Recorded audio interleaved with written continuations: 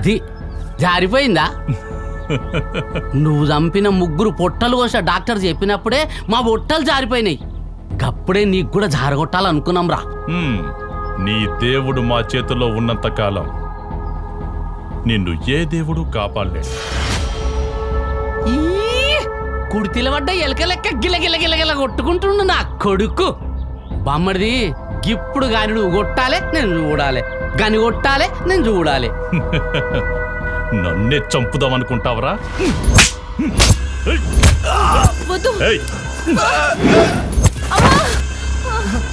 నీ సంగతి తర్వాత చెప్తానే. రేయ్, నువ్వు వాడితే బాగుంది, మరి నేను వాడితే